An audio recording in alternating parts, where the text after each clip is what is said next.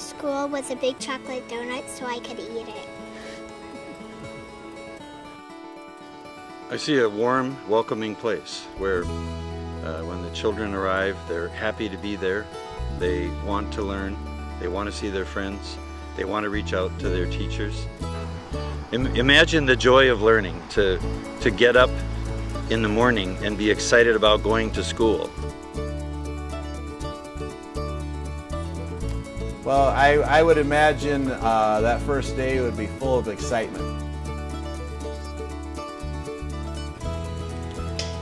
I'm picturing the first day of school. I'm picturing students coming in, extremely proud.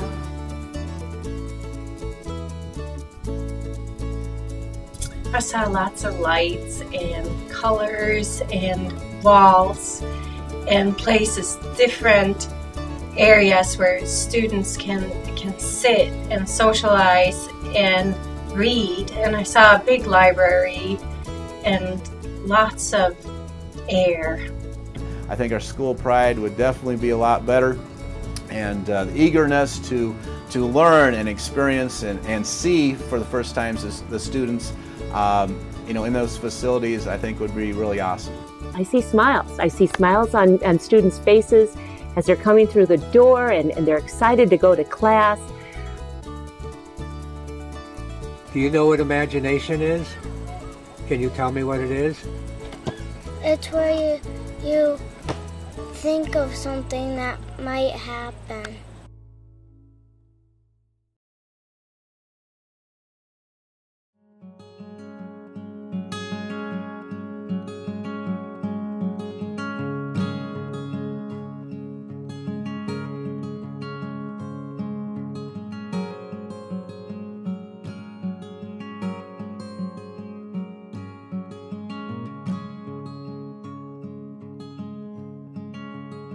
Buildings that were built in the 50s oftentimes had very compressed floor-to-floor heights.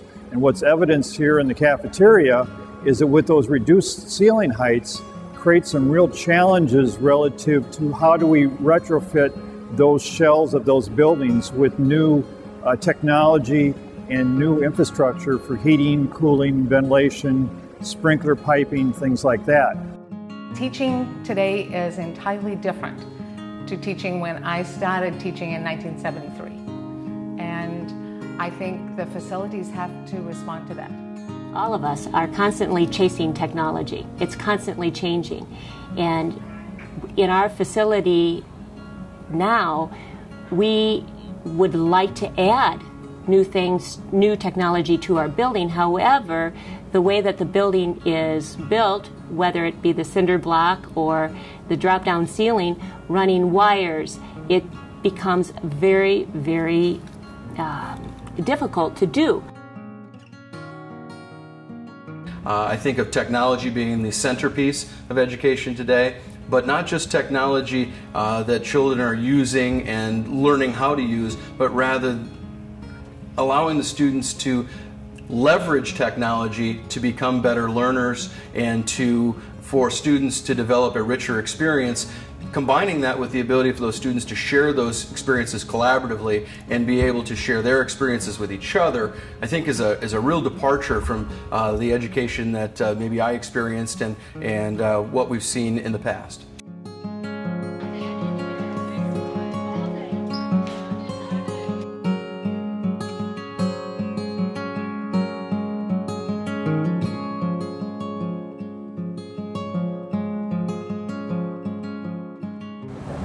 The window air conditioners that have been installed throughout the high school are really a residential solution applied to an institutional environment because of budget constraints.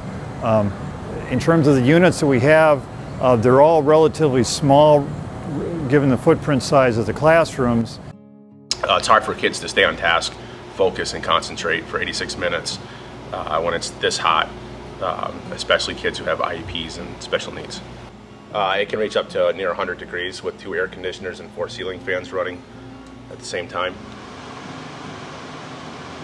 I teach with the windows open quite a bit, and we have problems with wasps and bees coming in, and so then I have to say, well, is anyone allergic in here?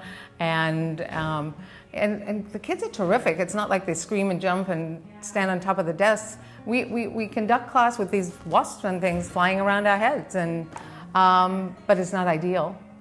So yes, you can fix, but I think it's going to be kind of like Band-Aids over and over again.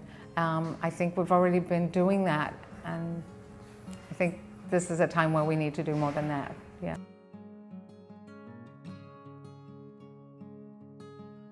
Even though the doors are locked on the outside during the day when school is in session, the administration offices are far too remote from this entryway. So once someone is buzzed into this door, they have free reign throughout the corridor system. ADA laws were written in 1991. All our structures were built far prior to that date. ADA has certain criteria in terms of how you approach like a restroom door, for instance, and how much room a person in a wheelchair needs to the left or right of the door on the pull side and the push side. Because of the block masonry in our buildings and the narrowness of all those entryways, that applies to almost all our classrooms as well as our restrooms. So to modify all those entrances are going to require hundreds of thousands of dollars worth of work collectively. As you approach a door, this door swings out, and you take the door, you actually have to take a few steps back to open the door. What that does is that poses challenges for people that have accessibility means or problems, whether they're in a wheelchair, walker, some type of assistance. What the ADA requires is that this wall needs to be pushed back on a pull side, typically 18 inches.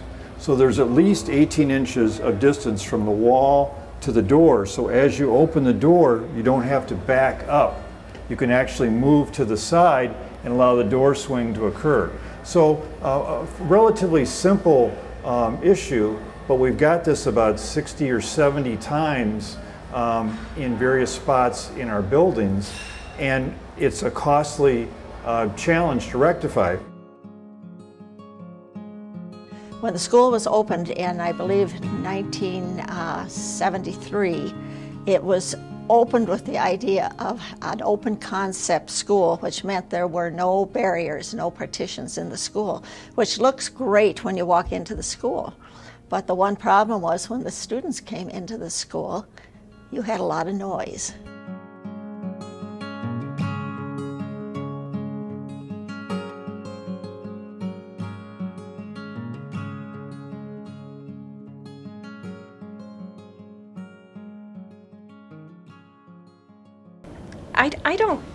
Personally, I don't have an opinion what the solution is. I don't.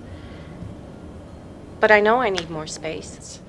Last year I had a bigger classroom, but this year we had such high enrollment that we needed another kindergarten teacher, so I got back into this room. This is my old room, and for 1 year I had a big, large classroom, and it made all the difference. I felt like I was a better teacher. I felt like the student learned more, and I have assessment results to prove that the students learn more. Our janitors do so much to give us more space, to put up shelves, but you come to a point when there just is no other solution than more space. How that's going to look like, I don't know that. That's up to the taxpayers to figure out, but I do know I need more space.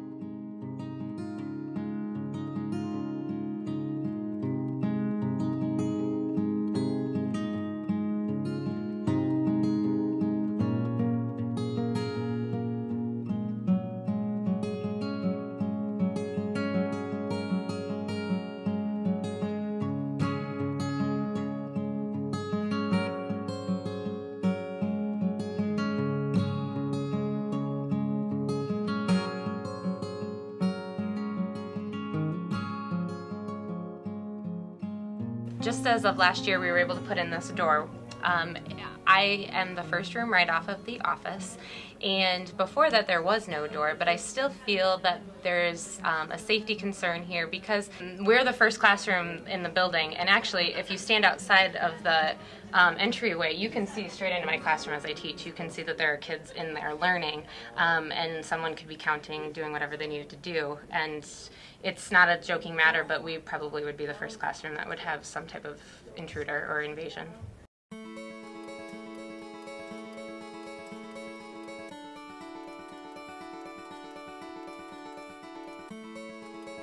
When you think of an image of this school right now, what are the iconic areas?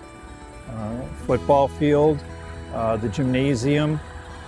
Most of our assembly areas are specifically focused around athletics.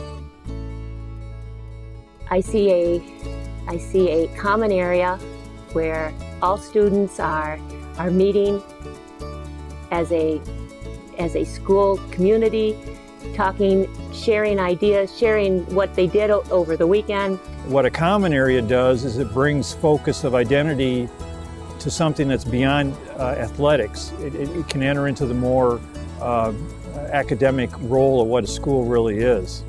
And that's where we found that sense of place, that sense of community so important in public structures like this. I see students in the gyms practicing, not just the freshmen, but all different levels. I see people walking on the track. Having a theater at the high school would enable more people to attend the programs that we have, the high school plays, the concerts. So we're looking at an auditorium that's for everybody, not just for the students, but for the town as well. The high school becomes a hub of the community because you have a place where everybody can get together.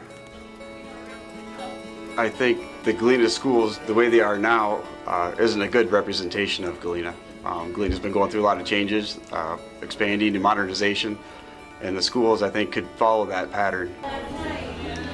I envision a school where my children can come to a state-of-the-art facility and be prepared to succeed in a global economy, a challenging global economy. I see excitement. I see individual space for children to learn. I see walls. My students love coming to my classroom because I'm their only cultural connection. I'm the one that speaks Spanish. I'm the one that always understands them. They love being wherever I'm at, but they learn more when they're in the larger space, when we can utilize the instruments that we have at school, when I can move around and be a better teacher, when they can move around and not sit crammed. But you can only kick the can so far down the road until at some point in time you got to pick it up.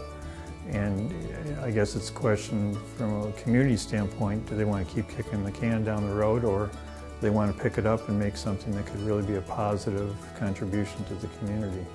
I think we should value planning versus reacting.